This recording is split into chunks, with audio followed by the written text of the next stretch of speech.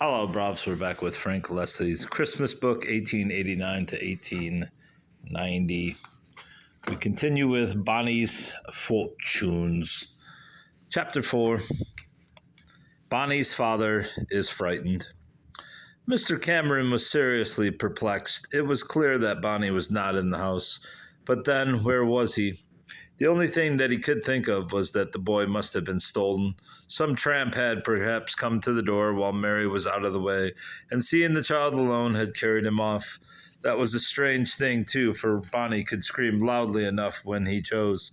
Moreover, when he came to question Mary, she declared in the first place that she had never left Bonny alone in the kitchen, although he did sometimes come down with her for a change. And in the second place, she never left her doors unlocked for tramps to walk in. Not she.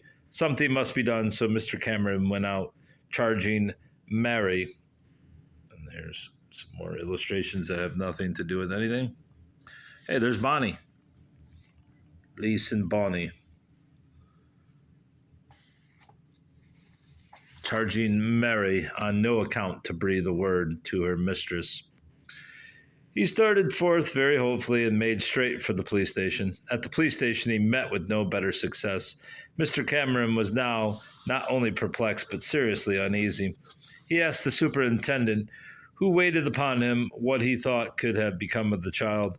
Had he ever heard of children being stolen? Oh, yes, he had heard of such things. Were they easily found again? Well, yes, they were generally found in a few days, but it was a pity the child had not been missed at once. 3 or 4 hours was a great loss of time. Mr. Cameron had better described the child, that the police might know what to look for. The man brought a pen and paper and stood waiting. Girl or boy, he asked, thinking Mr. Cameron somewhat slow. Boy, how dressed? I couldn't say. Like other children, I expect. What age? Nearly 7. Name, Robert Douglas Cameron. Well now, please describe the child. Mr. Cameron pondered. I never noticed that he was particularly dark or fair, very much like other children of his age. I should say perhaps more dark than fair.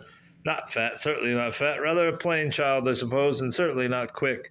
No, I couldn't say he is a particularly intelligent child. Rather slow, just a little dull, eh? Well, yes, I should say so. It is best, he said to Mr. Cameron, not to openly publish a description of the missing child if you suspect stealing. The abductors would be warned to know exactly how to evade us. This description shall be telegraphed to every police station, and every policeman will be furnished with it. Then Mr. Cameron had to turn back home. Nothing more could be done except to scour the streets nearby, again search every nook and cranny of the house, and make inquiries of the neighbors. Bonny's father, as I have said before, had never taken any great notice of his little son, and Bonny, in consequence, had never displayed any great affection toward his father. Mr. Cameron had settled it in his own mind that Bonny did not possess a warm, loving heart like most little children of his age, or he would have shown it in his manner. And as he thought him neither pretty nor clever, his father really found very little that was attractive in the child. But now that Bonny was lost, something rose up in his heart and told him that he had not been very kind. He remembered that his mother's delicate health had deprived the child of much of the loving care which was so necessary for him. Old Mary was but a poor substitute, even if she could have always been with him, which of course she was not. The way that he had disappeared showed that he must have been a good deal alone. Mr. Cameron groaned to himself as he realized for the first time what a dull, dreary child life Bonny's had been. When he reached home, he locked himself in his study and tried to forget all about it for a little while in his books, but somehow he could not find one book in all his library to interest him. Bonny's face seemed to stare at him from the pages with sad, reproachful eyes. Bonny's voice to be calling to him in his funny, indistinct language for help and protection. Once he sprang from his chair and exclaimed, "What can have happened to the child? Into what hands has he fallen? This is horrible, horrible." Then he glanced all around, uneasily, as if fearing that someone might have heard him. He could not trust himself to go into his wife's room just then. And as he sat there in the chill night, wondering what had become of his only child, he formed all sorts of plans. Bonny should have a young nurse or nursery governess to be always with him. He should have companions of his own age and toys. He remembered that he had never brought him a single toy. He would take him out himself to see the sights and treats that other children went to see. He would lay aside his books in the evening and try to understand his quaint sayings and teach him to think and speak more plainly.